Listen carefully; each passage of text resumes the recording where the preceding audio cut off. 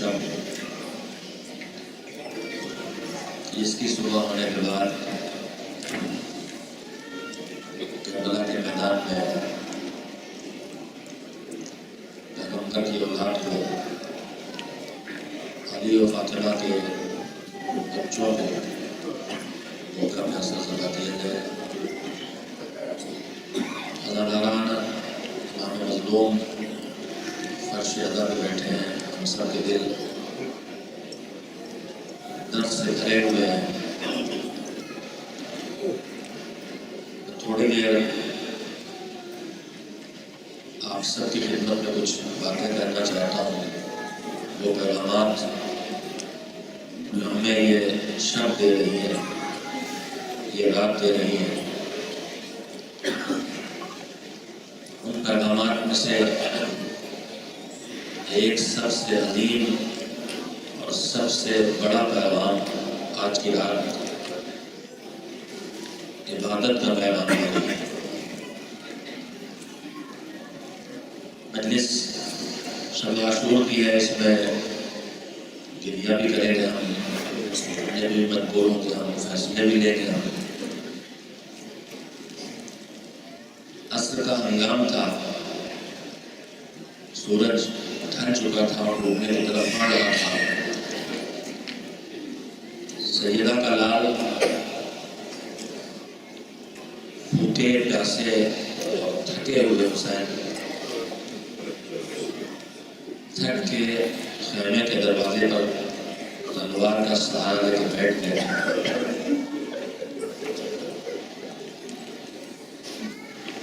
بیٹھے بیٹھے آدمی سو تو نہیں سکتا ہے، ذرا سے اونگ سکتا ہے، ذرا سے آنکھیں لگ گئی۔ ادھر حسین بیٹھے ہوئے ہیں اور ہلکی سی نیند آئی ہوئی ہے۔ وہ بہن جو ہر لمحے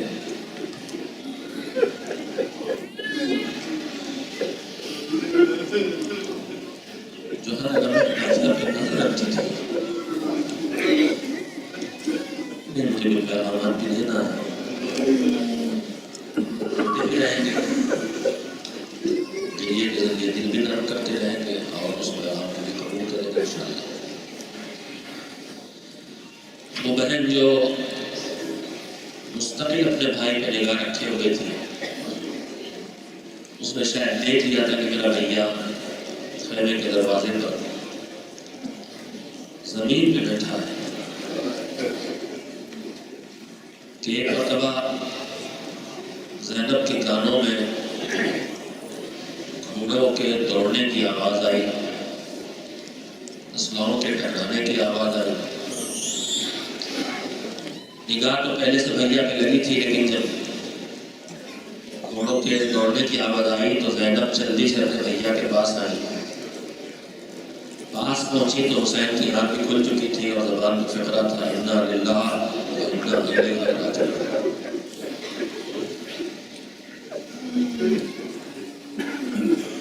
بہن بے چین ہو کے پوچھتی ہے، بھیا ہم سب کو مالک کی بارگاہ میں جانا ہے، مگر اس وقت فقرہ تمہاری زبان پہ کیوں آیا ہے؟ تو حسین نے کہا کہ میری بہن ذرا سے آگ لگی تھی تو میرے نانا مجھے دکھائی دیے، بالوں کو بکھرائے ہوئے تھے اور کہہ رہے تھے حسین ہم تو میرے پاس تھا۔ لگتا ہے کہ اب ہماری زندگی کی آخری منزلیں ہیں۔ زینب تڑپ گئی، بھیا یہ کیا کہہ رہے ہو؟ بھیا ذرا دیکھو یہ آوازیں کیسی آ رہی ہیں، یہ گھوڑوں کے ہنڈلانے کی آوازیں، گھوڑوں کی ٹاپوں کی آوازیں، اسلحوں کے ٹکرانے کی آوازیں کیسی آ رہی ہیں۔ ابو الفضل عباس کو طلب کیا، بلایا اور کہا بھیا کیا بات ہے؟ تو جناب ابو الفضل عباس نے خبر دی کہ مولا لشکر یزید آگے بڑھ رہا ہے، اور ان کا کہنا یہ ہے کہ یا تو ابھی یزید کی بیعت کریں حسین، ورنہ ہم ان کا سر قلم کریں۔ حسین کون حسین؟ اس گھر کا حسین جس گھر کے دروازے پر پر سب دستے سوال پھیلاتے ہیں،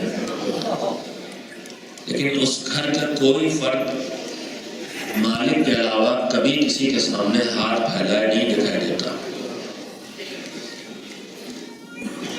حسین نے کہا بھیا عباس ان سے جا کے یہ کہو کہ ایک رات کی ہمیں مہلت دے دیں۔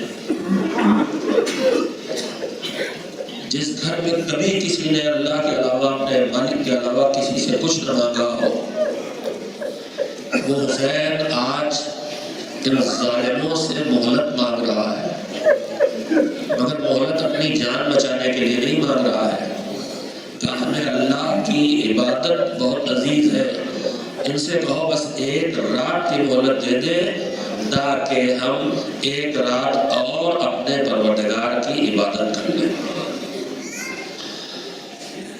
عزیزو،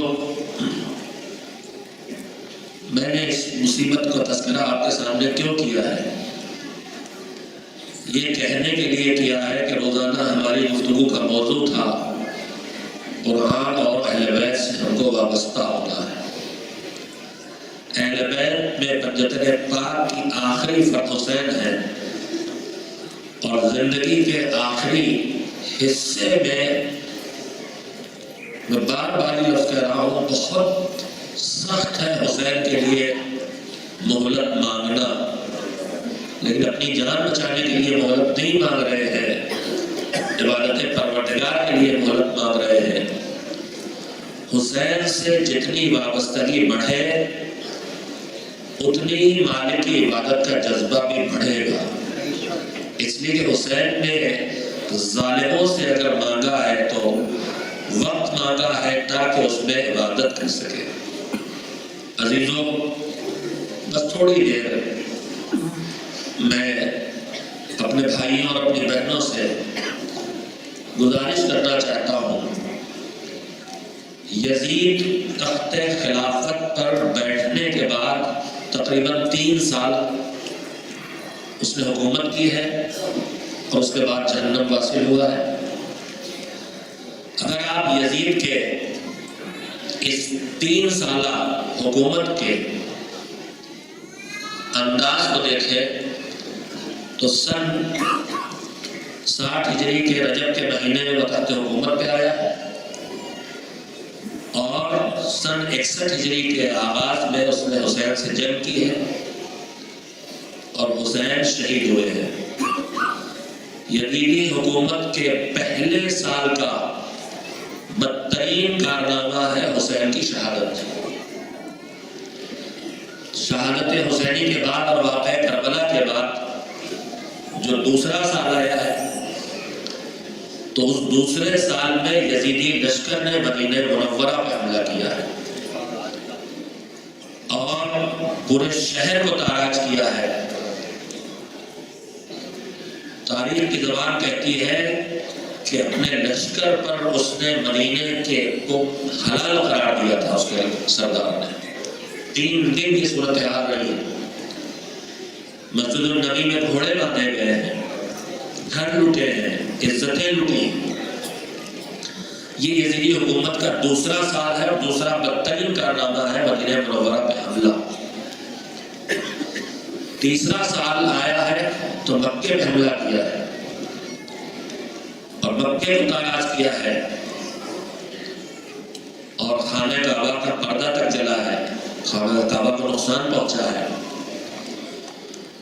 اگر آپ توجہ دیں تو پہلے سال میں امام وقت کو شہید کیا، دوسرے سال میں مدینہ منورہ پہ حملہ کیا جو مرکز رسالت ہے، تیسرے سال میں مکے پہ حملہ کیا جو توحید کی علامت وہاں موجود ہے، خانہ کعبہ۔ اگر آپ یزید کی تاریخ پر نظر ڈالیں تو محسوس کر سکتے ہیں کہ یزید خالی حسین کا دشمن نہیں ہے، یزید خالی حسین کا دشمن نہیں ہے، یزید رسول کا دشمن بھی ہے، اور یزید اللہ کا دشمن بھی ہے۔ اس نے اپنے اشعار میں کھول کے باتیں کہیں بھی ہیں، ان کے پیش کرنے کا وقت نہیں ہے، ضرورت ہے، سنتے رہتے ہیں۔ یزید خالی حسین کا دشمن نہیں ہے، یزید امام کے وقت کا دشمن نہیں ہے، یزید رسول کا بھی دشمن ہے، یزید اللہ کا بھی دشمن ہے، لیکن وہ یہ جانتا ہے کہ جب تک حسین زندہ ہے، جب تک امام وقت باقی ہے، نہ مرکز نبوت پر حملہ کیا جا سکتا ہے، نہ مرکز توحید پہ حملہ کیا جا سکتا ہے۔ اصل دشمنی تو اس کی توحید سے اور رسالت سے ہے، مگر اسے پتا ہے کہ وہاں پر خطرہ نہیں پیدا کیا جا سکتا جب تک کہ امامت موجود ہے۔ عزیزو، ایک انتہائی قیمتی جملہ کہنا چاہتا ہوں اپنے جوانوں سے خاص کر کے کہ اب سمجھے کہ عزاداری کی اتنی مخالفت کیوں ہے۔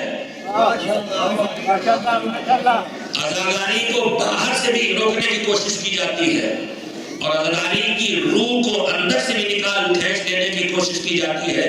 دو طرح کے حملے عزاداری میں ہے۔ میں جملوں کی تفصیل آپ کی خدمت میں نہیں رکھوں گا، لیکن اتنا ضرور کہنا چاہوں گا، ایک رکاوٹ عزاداری کی ہوتی ہے تلواروں کے ذریعے، پتھروں کے ذریعے، بندوقوں کے ذریعے، گولوں کے ذریعے، بموں کے ذریعے، جس میں دشمن عزادار کو روکتا ہے، اور جب عزادار نہیں روکتا ہے تو عزاداری بھی نہیں روک پاتی ہے۔ لیکن عزاداری پر سازشیں رچ کے ایک حملہ اور کیا جا رہا ہے کہ عزاداری کے اندر سے روح عزاداری کھینچ لی جائے۔ شیطان ہمیشہ سے کوشش رہا ہے، پہلی کوشش کرتا ہے نماز پڑھو ہی نہیں، اور اگر کوئی پڑھ لے تو نماز کے خلوص کو چھیننا چاہتا ہے، نماز کی روح کو نکال لینا چاہتا ہے کہ خالی نماز اٹھنا بیٹھنا رہ جائے، کھڑا ہونا رہ جائے، اس کے آگے کچھ نہ رہ جائے۔ شیطان پہلی کوشش کرتا ہے عزاداری روکی جائے، جلوسوں پہ پابندی لگے، مجلسیں بند ہوں، عزاداری ختم ہو جائے، لیکن ہمیشہ ناکام ہوا ہے۔ جذبے کے ساتھ شہادتیں دے کے عزاداروں نے عزاداری کو ہمیشہ بچایا ہے، اور جب عزاداری روکنے کی کوشش کی گئی، عزاداری اور بڑی ہے، جلوس گھٹے نہیں ہے، جلوس بڑھے ہیں، مجلسیں کم نہیں ہوئی ہے، مجلسیں زیادہ ہوئی ہے۔ جب وہ ظاہری طور پر مٹانے سے ہار جاتا ہے تو اندر سے جا کے مقصد حسین کو مٹانے کی اسکیمیں چلاتا ہے، روح عزاداری کو پھینک دینے کی کوشش کرتا ہے۔ وہ چاہتا ہے کہ جیسے نماز کی روح اس سے خلوص کو لے کر کے پھینک لی جاتی ہے، اسی پھینک لیتا ہے وہ، اسی طرح سے عزاداری کے اندر عزاداروں کو آپس کے جھگڑوں میں الجھا کے، اپنے اپنے علاقوں کی رسموں پہ بحث کر کے، اپنی اپنی مرضی کے مطابق عزاداری کے کام انجام دے کے اتنا الجھا دو کہ ان کے دماغوں سے وہ مقصد نکل جائے جس کے لیے حسین نے شہادت دی تھی۔ ہوشیار رہنے کی ضرورت ہے ہمیں، نہ عزاداری کے ظاہری رخ کو کوئی خطرہ پیدا ہو، اور نہ عزاداری کے پیغام کو کوئی خطرہ پیدا ہو، نہ عزاداری کے اعمال میں کوئی کمی آنے پائے، اور نہ عزاداری کی روح میں کوئی کمی آنے پائے۔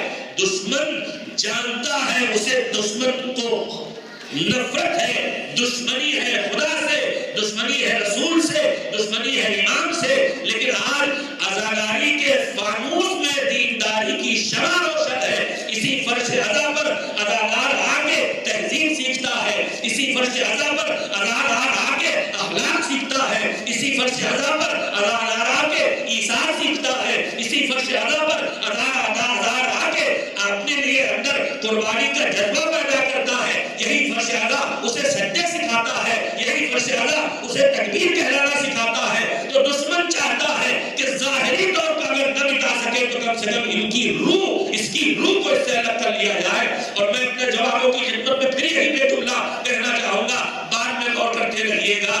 میرے عزیزوں، جب حسین کا بیٹا لٹے ہوئے قافلے کو کربلا سے لے کے کوفے سے چلا، کوفے سے گزرا، شام کے بازار سے گزرا، جب دربار شام تک پہنچ رہا تھا تو شام کے بازار میں حسین کے بیٹے سے ایک سوال کیا گیا تھا۔ سوال یہ کیا گیا تھا کہ کربلا میں جنگ ہوئی ہے تمہارے باپ اور یزید کے درمیان، کون جیتا کون ہارا؟ سوال بظاہر کرنے کی ضرورت ہی نہیں تھی۔ جو ظاہری طور پر ہار جیت کا فیصلہ ہوتا ہے، اس اعتبار سے یزید کا لشکر ہر طرح سے جیتا تھا اور حسین کا لشکر ہر طرح سے ہارا تھا۔ کوئی مردوں میں بچا نہیں، ساری بیویاں پھیلی بنا لی گئی، سروں سے چادریں تک چھن گئی، خیمے تک جل گئے، بچے یتیم ہو گئے۔ تو ظاہری طور پر جو جیت اور ہار کا فیصلہ ہوتا ہے، ان ظاہری اعتبار سے یزید فاتح دکھائی دے رہا تھا، مگر یہ سوال کسی حسینی نے نہیں کیا تھا، یہ شامی نے کیا تھا، یزیدی نے کیا تھا. اس کا یہ سوال کرنا بتا رہا ہے کہ کربلا میں گلے کٹے تھے، کربلا میں قیدی بنے تھے، لوگ سروں سے چادریں چھینی تھی، مگر وہ محسوس کر رہا تھا کہ حاجی کا فیصلہ اس سے نہیں ہوگا.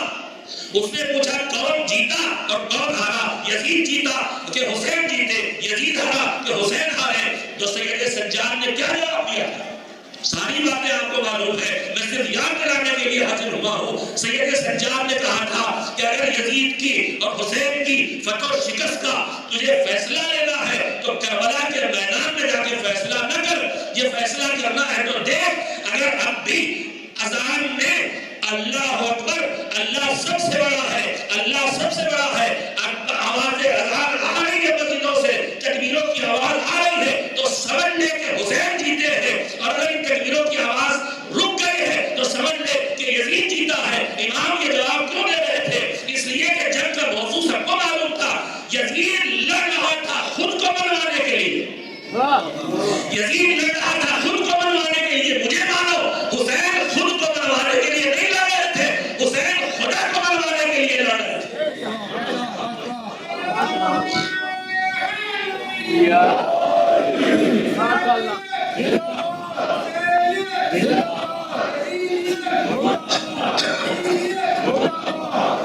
ایک صلوات بھیجے محمد و آل محمد.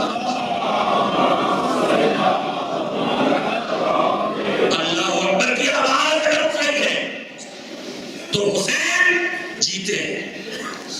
اور حسین نے کربلا کے میدان میں روزانہ اذان کہنے والے کے بجائے، حجاج بن مسروق کے بجائے، اپنے اس بیٹے سے صبح عاشور اذان کیوں کہلوائی جس کے بولنے کا لہجہ بھی پیغمبر جیسا تھا، جس کی آواز بھی پیغمبر جیسی تھی، جس کا چہرہ بھی پیغمبر جیسا تھا، جس کے چلنے پھرنے کا انداز بھی پیغمبر جیسا تھا. اور حسین گواہ ہے کہ جس کی سیرت بھی پیغمبرانہ سیرت تھی. حسین نے اسے اذان دلوا کے پیغام دیا ہے جوانوں کو، اے علی اکبر کے فدائیوں، اے علی اکبر کے غلاموں، یاد رکھنا علی اکبر نے کلیجے کی طاقت لگا کے صبح عاشور اذان دی تھی اور دن میں کلیجے میں برچھی کھا کے جان کی قربانی دی تھی. تم اپنے پورے وجود کی طاقت لگا کے کوشش کرتے رہنا کہ اللہ اکبر کی آواز بلند رہے. اللہ اکبر کی آواز بلند رہے کا مطلب یہ نہیں ہے کہ ہم زور سے اذان کہیں، زور سے تکبیر کہیں، وہ بھی مطلب ہے، لیکن اصل مقصد کیا ہے؟ اللہ اکبر کا مطلب کیا ہے؟ اللہ اکبر کا مطلب یہ ہے کہ اللہ سب سے بڑا ہے، اللہ میرے خواہشات سے بڑا ہے، اللہ میرے خیالات سے بڑا ہے، اللہ میرے رسم و رواج سے بڑا ہے، اللہ میرے مال سے بڑا ہے، اللہ میری اولاد سے بڑا ہے، اللہ میری زندگی سے بڑا ہے. کیا مطلب ہوا اللہ اکبر کا؟ جب میری خواہشات حکم خدا سے ٹکرائے گی میں کہوں گا اللہ بڑا ہے، اپنی خواہشات کو نہیں مانوں گا، اللہ کے حکم کی اطاعت کروں گا. جب میرے رسم و رواج حکم خدا سے ٹکرائیں گے تو میں کہوں گا اللہ سب سے بڑا ہے، رسم و رواج کو توڑ دوں گا، حکم خدا پر عمل کروں گا. جب ہمارا سماج اور معاشرہ حکم خدا سے ٹکرائے گا، حکم خدا کی مخالفت اتر آئے گا. معاشرہ اور سماج کہے گا سر پہ چادر ڈال کے نہ تو ورنہ پچھڑی ہوئی سمجھی جاؤ گی. معاشرہ اور سماج کہے گا داڑھی نہ رکھو ورنہ تمہیں دوسری نگاہوں سے دیکھا جائے گا. تو اس میں میں پھر سوچ کے فیصلہ کروں گا. معاشرہ اور سوسائٹی بڑی نہیں ہے، سوسائٹی کے نظریات بڑے نہیں ہیں، اللہ بڑا ہے. مجھے اس کو ٹھکرانا ہے اور اللہ کو ماننا ہے. عزیزوں یہ اللہ اکبر کی آواز اس لیے بلند کی اور اسے کامیابی کا معیار قرار دیا تھا سید سجاد حضرت زین العابدین علیہ السلام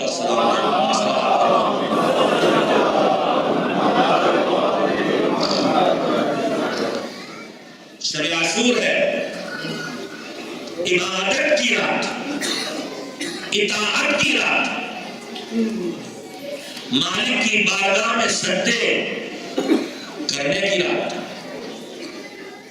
مالک کی بارگاہ میں حاضر ہو کے مناجات اور دعا کرنے کی رات، اور اس کے ساتھ ساتھ ان کو یاد کرنے کی رات کہ جو کربلا والے نہ ہوتے تو یہ سجدے نہ ملتے، یہ تکبیریں نہ ملتی، یہ نعرے نہ ملتے، سب ہم سے چھن چکا ہوتا، ہم پتہ نہیں کہاں ہوتے کہ نہ ہوتے۔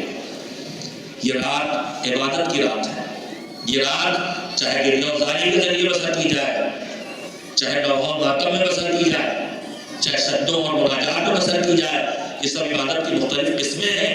یہ رات اس کی رات ہے۔ عزیزو، بس ایک بات اور آپ کی خدمت پیش کروں اور اس کے بعد مسائل انشاءاللہ۔ شب عاشور ہے، دل بھرے ہوئے ہیں، بے چینی سی محسوس ہو رہی ہے، جتنا ہو سکے اتنا بولیں۔ میرے عزیزو، آپ سے نفسیاتی بات پوچھنا چاہتا ہوں۔ اگر جس سے ہمیں بے حد محبت ہوتی، جن لوگوں جن رشتوں سے ہمیں بے حد محبت ہوتی ہے، ان میں ماں ہے سر فہرست۔ ماں کو اولاد سے سب سے زیادہ محبت ہوتی ہے، اور اکثر ماں باپ میں اولاد کو ماں سے زیادہ محبت ہوتی ہے۔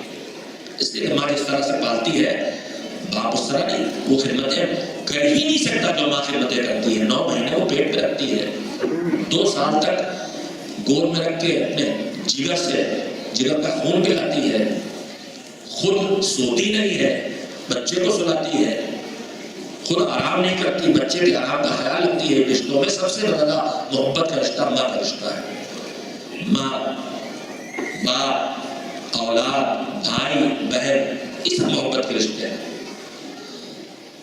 اگر اللہ حفاظت کرے ہم سب کی، اور حفاظت کرے ان مومنین و مومنات کی جو ان علاقوں میں حسین کا غم منانے کے لیے بغیر کسی خوف و خطر کے گھروں سے نکل رہے ہیں، جہاں یہ تک نہیں معلوم کہ گھر سے قدم نکالنے کے بعد زندہ واپس آئیں گے کہ نہیں۔ اللہ ہم سب کی حفاظت کرے ظالموں سے، اور ظالموں کو نیست و نابود کرے، انہیں آپس میں ٹکرا دے۔ اگر ہمارا باپ گھر سے نکلا، ظالم کی گولی کا شکار ہو گیا، پولیس نے اس ظالم کو بھی پکڑ لیا اور اس سنہ کو بھی پکڑ لیا، یہ بتائیے کہ باپ کے قاتل سے تو ہمیں یقیناً نفرت ہوگی، لیکن اس بندوق سے، اس گن سے، اس پستل سے، اس ریوالور سے بھی ہمیں نفرت ہوگی کہ نہیں، جس سے ہمارے باپ کو مارا گیا ہے۔ اگر ہم سے کہا جائے کہ اسے لے جاؤ اپنے گھر میں حفاظت سے رکھو، تو ہم کہیں گے یہ ہمارے بس کی بات نہیں ہے، ہمیں اس سے شدید نفرت ہے، شدید تکلیف ہوتی ہے، اس گھر کو دیکھ کے اسی سے تو میرے باپ کی جان لی گئی۔ تو مجرم سے ہم نفرت کے ساتھ ساتھ اس اسلحے سے بھی نفرت ہوتی ہے ہمیں، کہ جس اسلحے سے ہمارا محبوب، ہمارا باپ، ہماری ماں، ہمارا بیٹا، ہماری بیٹی، ہمارا بھائی، ہماری بہن کوئی مارا گیا، ہمیں اس اسلحے سے بھی نفرت ہوتی ہے، اور ہرگز برداشت نہیں کر سکتے کہ وہ ہمارے گھر میں ہو اور ہماری نگاہیں اس پر پڑے۔ ہم جو چیزیں یادگار طور پر محفوظ رکھتے ہیں، وہ چیزیں ہوتی ہیں جو ہمارے محبوب سے جڑی ہوئی ہیں، ان کا لباس، ان کی شیروانی، ان کے کپڑے، ان کا قلم، ان کی تحریر، وہ ہم اپنے گھر میں سجاتے ہیں۔ جس بندوق سے مارے گئے، جس گن سے مارے گئے، وہ ہم اپنے گھر میں رکھنا بھی گوارا نہیں کریں گے، سجانا تو دور کی بات ہے۔ اگر آپ نے اس نفسیاتی حقیقت کو محسوس کر لیا ہے تو چند منٹ میں بس ایک بات مجھے آپ سے کہنا، اس کے بعد مسائل انشاءاللہ جتنی دیر ہو سکے۔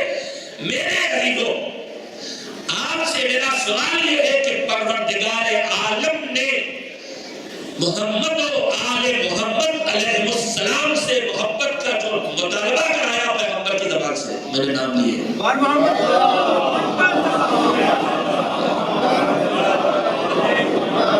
تھوڑا اس سے بہتر سلوات سب لوگ مل کے کہتے ہیں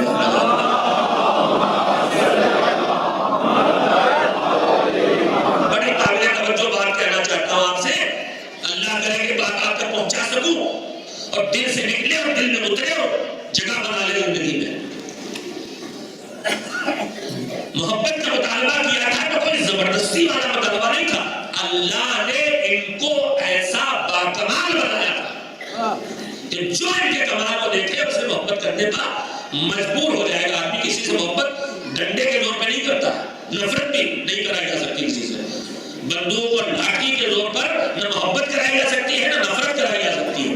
محبت ہوتی ہے تو خوبیوں سے ہوتی ہے، اور نفرت ہوتی ہے تو خرابیوں کی بنیاد پر ہوتی ہے۔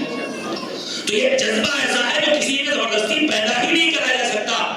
اب اگر اہل بیت سے محبت کا مودت کا مطالبہ مالک کر رہا ہے اور مودت کی بنیاد ہوتی ہے کمال، بنیاد ہوتی ہے اچھائیاں، تو پھر یہ بھی ماننا پڑے گا جو سچائی ہے کہ پوری کائنات میں اگر ان سے زیادہ کوئی اور کمالات والا ہوتا تو اللہ ان سے محبت کا مطالبہ نہ کرتا. اس سے زیادہ جو محبت کمالات والے ہیں ان سے محبت کا مطالبہ کیا جاتا. ان سے محبت کا مطالبہ یہ بتا رہا ہے کہ یہ صاحبان کمال تھے سب کے سب. جتنے اسباب محبت ہو سکتے ہیں، اخلاق، کردار، معنویت، روحانیت، اچھی صفتیں، جتنے اسباب ہو سکتے ہیں سب ان میں جمع، اتنے باکمال. تو پھر بجائے یہ بتائیے اور ان کے مقابلے میں جو کون تھے؟ یزید جیسے، ولید جیسے، حجاج جیسے، عبد الملک ابن مروان جیسے ملوک ان کے مقابلے میں تھے. امیر شام کہلاتا ہے غاصب، اس جیسے زہریلے لوگ ان کے مقابلے میں تھے. یہ بتائیے کہ اکثریت کدھر گئی؟ ماشاءاللہ علی کے پاس آئی، جبکہ اپنے دور میں اس سے بڑا صاحب کمال کوئی نہیں، بس دور ہے ضرورت لگائی میں نے. پیغمبر خدا کے علاوہ پوری کائنات میں اس سے زیادہ کوئی بڑا نہیں. ان کے سامنے آدم اور نوح نہیں ہے، بس یہ پیغمبر کے بعد ان سے اونچا کوئی نہیں. سلوات بھیجے محمد والے محمد.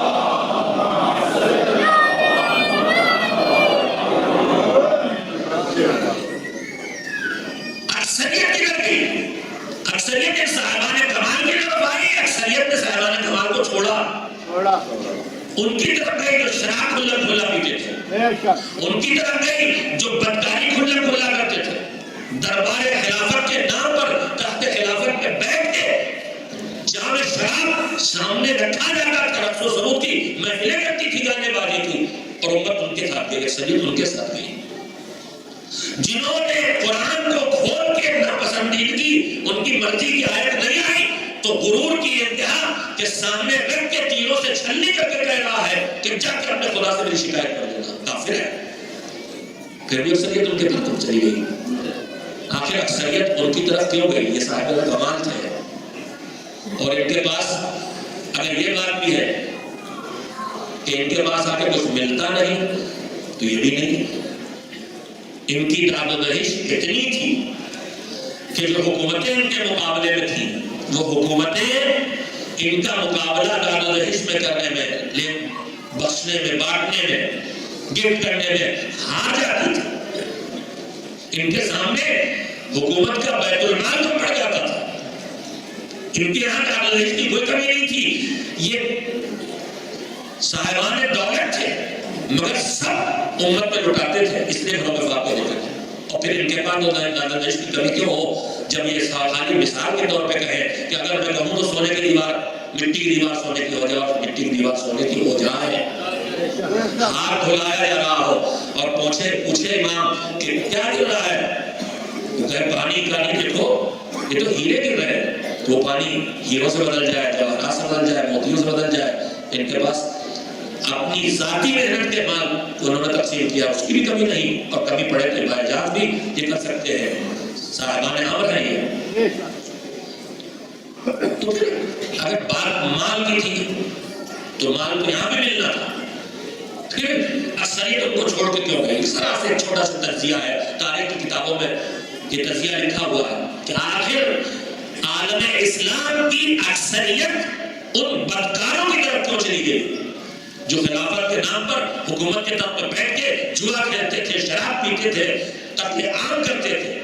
اور ان نیک انسانوں تک کیوں نہیں آئی اکثریت جنہوں اللہ نے باکمال اور بے عیب بنا کے پیدا کیا تھا؟ کیوں نہیں آئی؟ تاریخوں میں اس کا تجزیہ ہے، اس پر ڈسکس کیا گیا تاریخی کتابوں میں. اس کے مختلف اسباب تھے، وہ اسباب بھی مجھ سے سن لیے. ایک بڑا حصہ دل کا اس لیے دشمن ہوا کہ ان کے بزرگوں کے ہاتھوں سے ان کے بزرگ مارے گئے تھے. کربلا میں بھی محسن نے ابھی حسین سے کہا گیا تھا تمہارے باپ سے دشمنی اس لیے ہم تم سے لڑنے آئے. ایمانداری سے بتائیے ساری جنگیں جتنی لڑی ہیں مولا علی نے، جنگ بدر سے لے کے جنگ صفین تک، اس میں اکثر جنگوں میں ایسا ہوا ہے کہ پورے لشکر رسول نے جتنے لوگوں کو قتل کیا ہے ایک اکیلے علی نے قتل کیا ہے، یعنی پوری حیات میں مولا کے ہاتھوں سے قتل ہونے والوں کی تعداد سینکڑوں میں نہیں ہزاروں میں جائے گی۔ لیکن میں پھر بھی پوچھنا چاہتا ہوں کہ اتنی بڑی امت میں کیا سب کے بزرگ علی کے ہاتھوں مارے گئے ہیں؟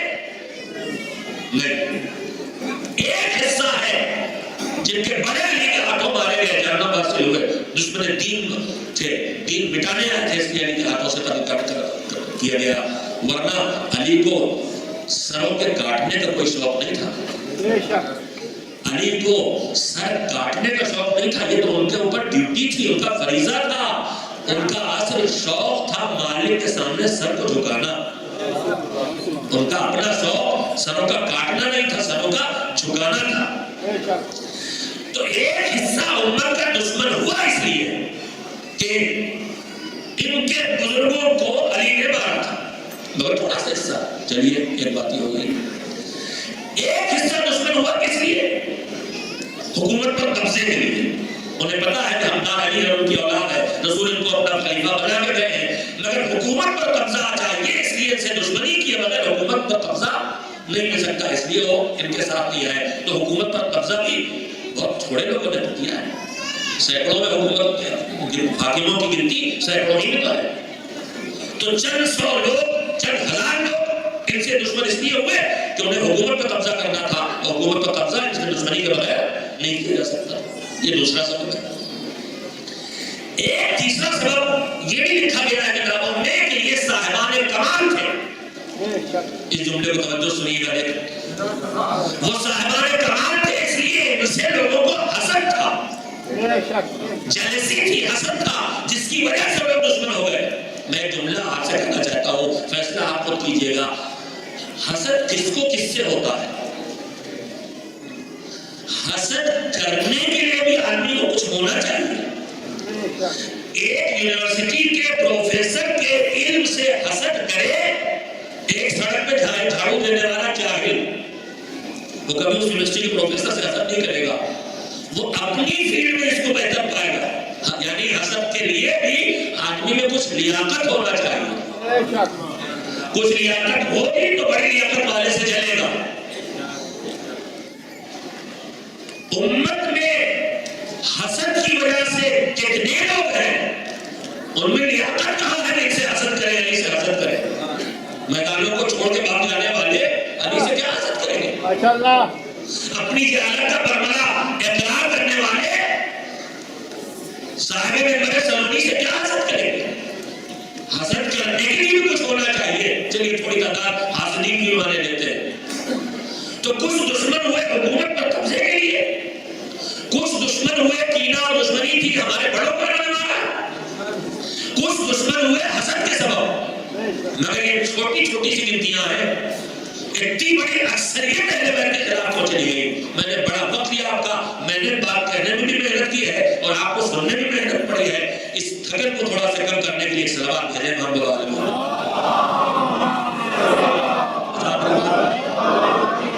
آخری بات ہے، اس کے بعد مصیبت کا تذکرہ ہے، لیکن بات شب عاشور کا پیغام آپ کی خدمت میں اگر اللہ کرے کہ یہ بات ہم سب تک پہنچ جائے تو انشاءاللہ کل ہم مالک کی بارگاہ میں سرور ہوں کہ اگر حسین نے سر کٹایا تھا تو ان کی قربانی کو ڈاکہ نہیں جانے دی۔ میرے علی کو اکثریت کیوں چھوڑی چلی گئی، علی کو، حسن کو، حسین کو، ائمہ تعلیم کو؟ ایک بڑا سبب ڈھونڈیے، ایک بڑا سبب یہ ہے کہ یہ خود جو حکام وقت تھے، اپنے کو خلیفۃ اللہ کہتے تھے، خلیفۃ المسلمین کہتے تھے، یہ خود امیر شام اور اس سے آگے تک اس کے پیچھے کی تاریخ اتنی واضح نہیں ہے، لیکن اس کے بعد وہ کھلا کھلا شراب پی رہے ہیں، کھلا کھلا جوا کھیل رہے ہیں،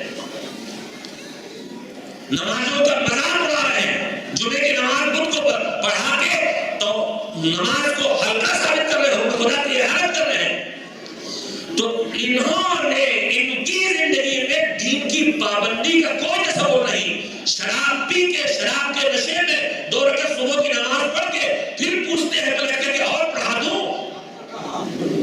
ایسے بدترین لوگ ہیں جو حکم خدا کا ذرہ برابر خیال نہیں رکھتے. اور ان کے مقابلے میں بھی کون ہے؟ کہہ رہے ہیں کہ اگر کسی کا حق اس کا اتنا سے جیسے چونٹی کے منہ میں چھلکا جتنا بڑا آتا ہے اتنا حق بھی کسی کے پاس ہوگا تو میں واپس کروں گا. دباؤ ہو گیا کیوں چھوڑ کے چلے گئے؟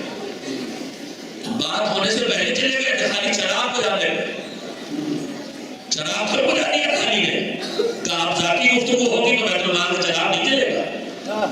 اور چاہیے جب روز پڑھتے اور سنتے ہیں تو پھر اپنے سینٹرز میں بھی خیال رکھیے. وضو کر رہے ہیں تو پانی جتنا کھل سکتا ہے اپنا بندل بہ رہا ہے. یہ بھی بیت المال کا پانی ہے.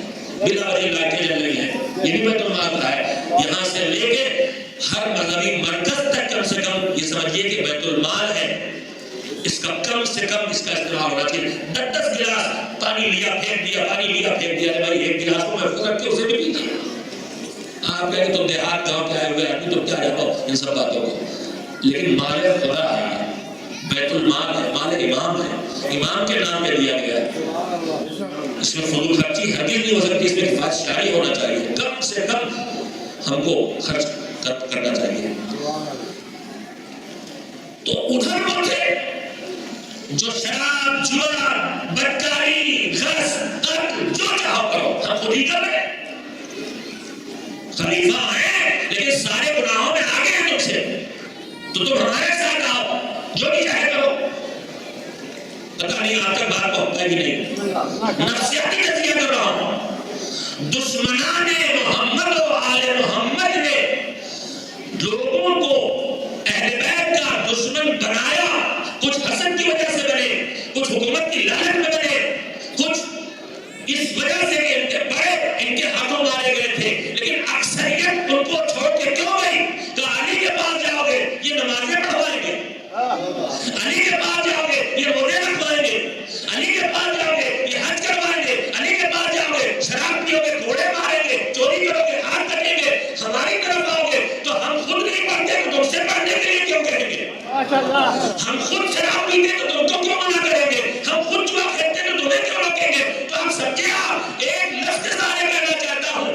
وہ اسلحہ جس کو اہل بیت کے خلاف دشمنان اہل بیت نے استعمال کیا اس اسلحے کا نام ہے بے دینی.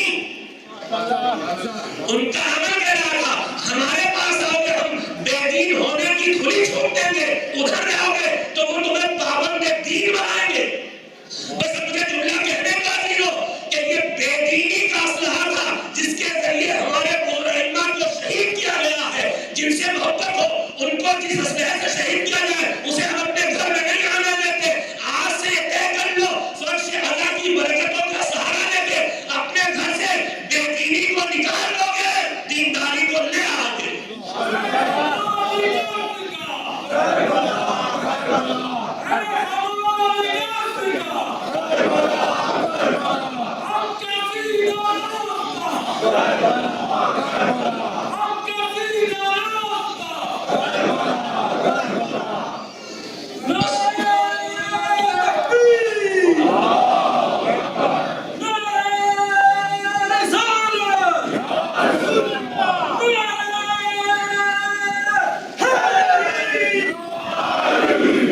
ایک پرجوش صلوات بھیجتے ہیں محمد والے محمد علیہ السلام.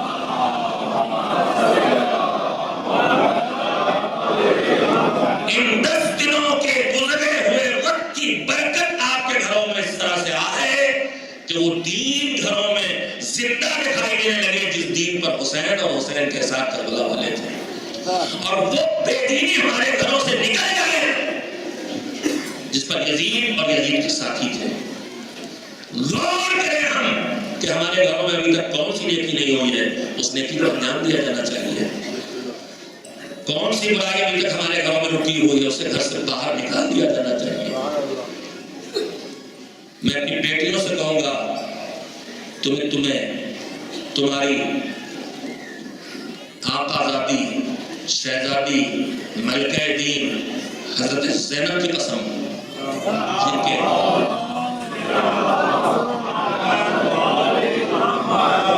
جن کے طفیل نے آج دین ہم تک پہنچا ہے. ورنہ بڑا سخت تھا زینب کبریٰ کے لیے بے ردا ہونا۔ خیموں میں جب آگ لگی تھی تو بھائی اپنے بھتیجے کا جو وقت امام نے بازو ہلا کے پوچھ کیا رہی تھی، زندہ جل کے مر جائیں یہ نکلنا پڑے گا۔ سخت کام تھا ان کے لیے بغیر چادر کے نکلنا، اس سے بھی سخت شام کے دربار میں بغیر چادر کے جانا تھا جب بدعا کے لیے ہاتھ اٹھا دی تھی۔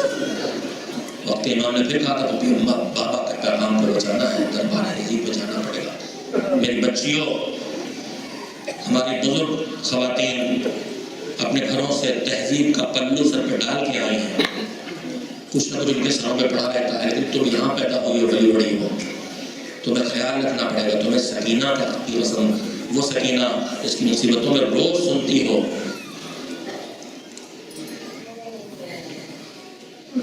ایک ہاتھ گلے پر، ایک ہاتھ چہرے پر، یزید کے دربار میں کھڑی بچی تھی۔ کیوں چہرے پر؟ کیوں گلے پر؟ یہ تو جواب دیا تھا کہ رسل بندی ہے گلے بکریوں کے بازوؤں میں، ہمارے گلے میں نبی سے سکینہ بکریوں کے بازوؤں تک کہاں پہنچ سکتی ہے؟ یا پھولیاں اتنا جھکے جیسے رکو کے لیے جھکا جاتا ہے، وہ سیدھی ہوتی ہے تو گلے پر رسی کھچتی ہے، گلے میں تکلیف اس لیے کا چہرے پہ کیوں؟ کہا تیرے ظالموں نے سر سے چادر چھین لی۔ تو ان کی قسم دنیا والوں سے نہ ڈرو، اللہ عزت دینے والا، ننگے سر گھر سے باہر نہ نکلو۔ میرے جوانوں، تمہیں یہ بڑی قسم، تمہیں اسے مظلوم امام کی قسم، جس سے پوچھا جاتا تھا سب سے بڑی مصیبت کہاں پڑی تو کہتا تھا شام شام شام، اس لیے کہ ہماری بہنوں اور پوتیوں کو میرے تک قیدوں کی طرح پھیلایا جا رہا تھا۔ تمہیں اس زینب کی قسم کہ جس سے بھائی کہہ کے گیا تھا، راتوں کی تاریکی میں جب نماز شب پڑھنا تو اپنے بھائیوں کو بھول گیا تھا۔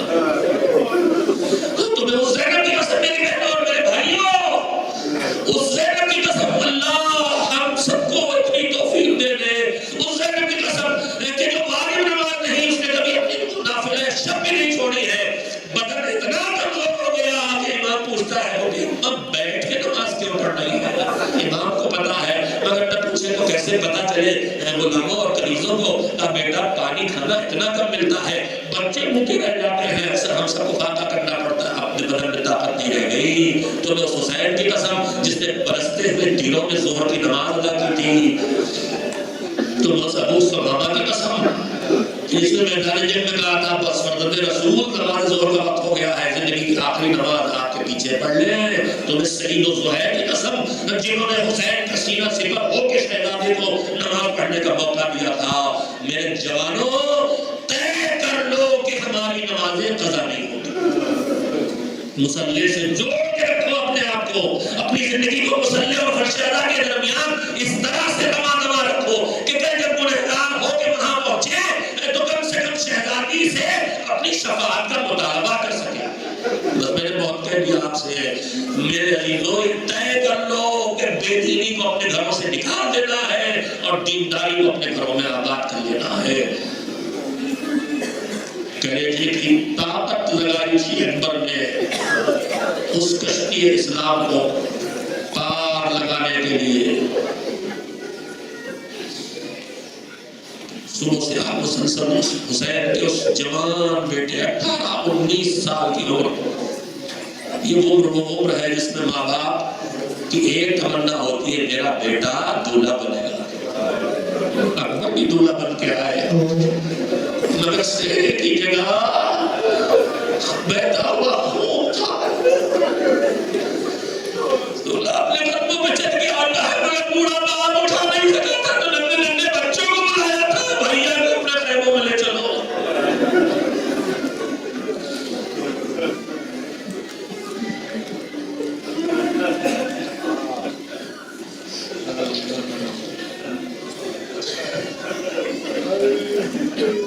علی اکبر جو حسین کے دل کی انتہائی بڑی ڈھارس تھے، کربلا کی طرف قافلہ رواں تھا، حسین تھکن کے مارے گھوڑے پہ تشریف فرما تھے، اسی کو غنودگی طاری ہو گئی، پر پہلو پہ بیٹا ساتھ چل رہا ہے بوڑھے باپ کی حفاظت کے لیے۔ مرتبہ حسین نے آنکھ کھول کے کہا انا للہ و انا الیہ راجعون. کہا بابا کیا بات ہے یہ نے کیوں کہا؟ کہ آنکھ لگی تھی تو کوئی آواز کرنے میں آئی کہ یہ قافلہ موت کی طرف بڑھ رہا ہے. اکبر نے فوراً کہا کہ بابا السنا الحق، بابا کیا ہم حق پہ نہیں ہے؟ اس سوال جواب کی کوئی ضرورت نہیں ہے. اپنی نسل کو جوانوں کو بتانے کے لیے پوچھ رہے ہیں کیا بابا آپ حق پہ نہیں ہے؟ کہا بے شک بیٹا ہم بالکل حق پہ ہیں. پھر کہا، پھر اکبر نے وہی دادا والا جواب دیا، پھر بابا موت ہمارے اوپر آ پڑے یا ہم موت پہ جا پڑے اس سے کیا فرق پڑتا ہے؟ حسین نے دعا کی تھی اپنے جوان بیٹے کو، اللہ ایسی نسل دے اکبر کے طفیل میں ہمیں مالک کہ جو ان کی سیرت پہ عمل کرتے ہوئے دین کے محافظ بن جائیں. کربلا کے میدان میں جناب علی اکبر کی شہادت کے سلسلے میں دو طرح کی روایتیں ہیں.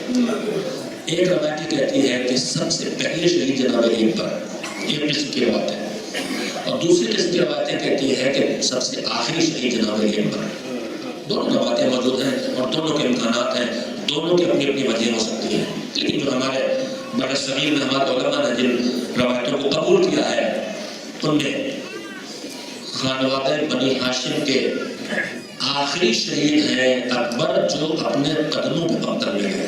اس لیے اس کے بعد ایک بچہ اور شہید ہوا ہے حسین کی گود میں، اور ایک یتیم اور شہید ہوا ہے جو اپنے قدموں پہ تو گھوڑے پہ بیٹھ کے نہیں گیا، دوڑتا ہوا چچا کو بچانے گیا تھا اور چچا کی گود میں تیر سے ذبح کر دیا گیا تھا. جب کوئی لاش آتی ہے، کوئی جنازہ آتا ہے، شروع میں جنازے اٹھانے والے زیادہ ہیں، حبیب بن مظاہر بھی ہے، مسلم بن افسجہ بھی ہے، زہیر بن القین بھی ہے، لیکن جیسے جیسے دن بڑھتا جاتا ہے شہید بڑھتے جاتے ہیں، لاشوں کو اٹھانے والے لڑتے جاتے ہیں. اور حسین جب کسی کی آواز میں جاتے ہیں تو حسین کو ہر بار لڑنا پڑتا ہے. اس کا مطلب یہ ہوا کہ جو کربلا میں جتنی دیر تک زندہ رہے گا اتنے زیادہ زخم کھائے گا، اتنا زیادہ پیاسا رہے گا، اتنا زیادہ بھوکا رہے گا. اسی لیے شاید جو حسین سے جتنے زیادہ قریب تھے حسین نے ان کو اتنی دیر میں جانے کی اجازت دی. اس لیے جو جلدی شہید ہو جائے گا وہ زخم کھانے کی مصیبت سے نکل جائے گا، اس کی پیاس جام کوثر سے بجھ جائے گی، اس کی بھوک نعمت الہی سے مٹ جائے گی. حسین سے جو جتنا زیادہ قریب تھا اتنی دیر میں اسے حسین نے میدان جنگ میں جانے کی اجازت دی ہے. جب کوئی لاش آتی تھی تو اکبر آ کے کہتے تھے بابا میدان میں جانے کی اجازت چاہیے، اور حسین ہر بار ایک جملہ کہہ دیتے تھے، بیٹا تمہیں کیسے جانے دوں، تم تو میرے نانا رسول اللہ سے سب سے زیادہ مشابہ ہو، تم سب سے زیادہ شباہ رکھتے ہو. جب بے چین ہوتا ہے دل نانا کی زیارت کے لیے تو تمہیں دیکھ لیتے ہیں، بیٹا تمہیں کیسے جانے دیں. وقت گزرتا رہا، قاسم کی لاش کے ٹکڑے آنے کے بعد اکبر نے ہاتھ جوڑ لیے. عباس بھی شہید ہو چکے، قاسم بھی شہید ہو چکے، اور محمد بھی شہید ہو چکے، اب حسین بچے ہیں اور اکبر بچے ہیں. پھر ہاتھ جوڑے، بابا مقتل میں جانے کی اجازت چاہیے. اب حسین روکے تو کیا کہہ کے روکے؟ کہا بیٹا مجھ سے زیادہ حق تمہاری پھوپھی کا ہے، آنا تو تمہاری پھوپھی نے، بیٹا جاؤ اسے اجازت لے لو. اکبر کے چہرے پر ایک جوش کی سرخی آ گئی، پہنچ گئے پھوپھی کی خدمت میں. پھوپھی اماں مقتل میں جانے کی اجازت چاہیے. سر سے پیر تک پھوپھی نے نگاہ ڈالی. بیٹا بیٹا کیا اسی دن کے لیے آنا تھا؟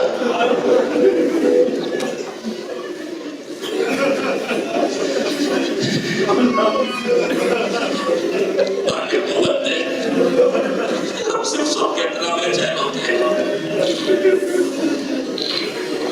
بیٹا کیا اسی دن کے لیے بالا تھا؟ کہا ٹھیک ہے پھوپھی اماں، جب میں نہیں جاتا ہوں تو بابا مقتل میں جائیں گے. بھائی سنتے ہی ذہن لگا بیٹا جا خدا حافظ، کلیجے کا ٹکڑا قربان ہو جائے مگر بھیا کی جان بچ جائے، تھوڑی دیر کے لیے بچ جائے. تو کسی اجازت مل گئی، خیمے میں بیویوں سے رخصت ہو کے چلنے لگے. دو جملے یہاں پر تاریخ لکھتی ہے جو ہمیشہ آپ سنتے ہیں اور ہمیشہ کرتے ہیں. ایک جملہ تاریخ یہ لکھتی ہے کہ ہر شہید، ہر مجاہد خیمے سے پردہ اٹھا کے نکل جاتا تھا، لیکن جب علی اکبر خیمے کا پردہ قیادت لینے گئے خیمے سے جو نکل رہے تھے تو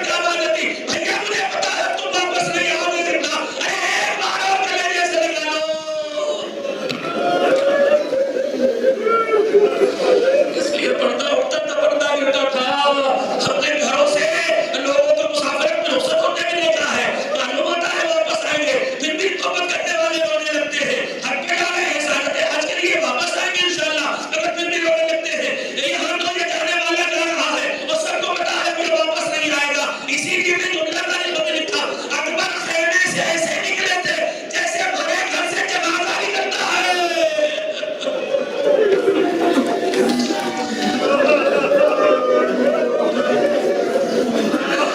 زندہ اللہ کو زندہ بھائی کو ایسے میرے لیے بھی ملا کہ جیسے جنازہ جا رہا ہو. اجازت مل گئی بابا کی خدمت میں آگے پوپی امبا نے اجازت دے دی. حسین نے اپنے ہاتھوں سے بیٹے کو سجایا, زرہ پہنائی, تلوار ساتھ کی, بارود پکڑ کے گھوڑے پہ سوار کیا. جا بیٹا خدا حافظ.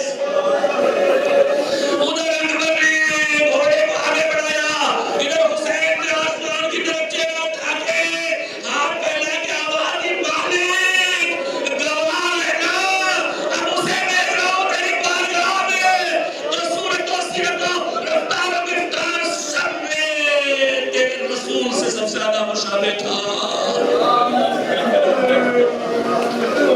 روئے روئے اس لیے کہ عاشق عاشور ہے, اس کے بعد اس طرح کا موقع نہ ملے گا.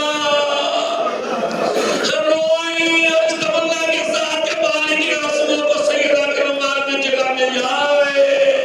پروردگار تجھے محمد والے محمد کا واسطہ, ہم جو مصیبت کا ذکر کر رہے ہیں امین کر رہے ہیں, مالک اسے قبول فرما لے, اسے ہماری شفاعت کا اور ہماری نجات کا ذریعہ بنا دے. مالک بہت مہربان ہے. ہمارے ہر کام میری ادائی ہے مگر شاید مالک تجھے یہ کام پسند آ جائے. ہم دل کی گہرائیوں سے بے چین ہو کے ہوتے ہیں, آنسو دکھانے کے نہیں ہو سکتے. مالک قبول کر لے. اکبر کو اجازت ملی ہے, بڑی مشکل سے اجازت ملی ہے. شوق کے شہادت دل میں ہے, بے چین ہے, گھوڑے کو تیزی سے دوڑایا. مگر ایک مرتبہ ابھی آپ نے سنا ہے, مگر جتنی بار سنے دل تو بے چین ہوگا. رسول کہہ گئے لقتل حسین خرارۃ فی قلوب المؤمنین لن تبرد ابدا.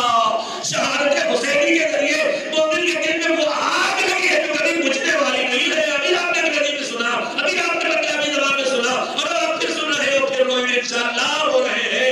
ایک مرتبہ اکبر کے کانوں میں ایسی آواز آئی جیسے کوئی دوڑ کے چلے اور ٹھوکر کھا کے گر پڑے.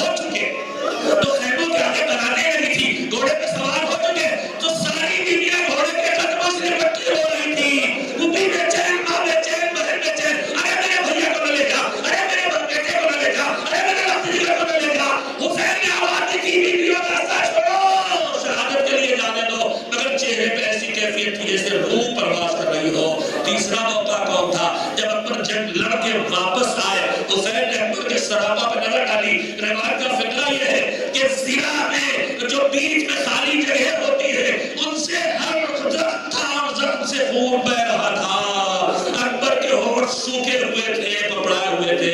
اکبر نے آ کے کہا بابا تھوڑا سے پانی مل جائے تو جہاد کہاں بنا کر دوں.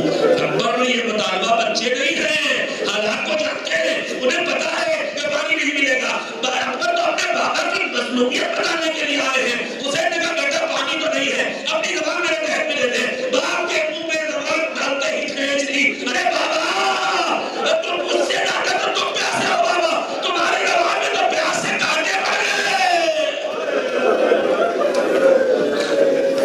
بیٹا جاؤ خدا حافظ.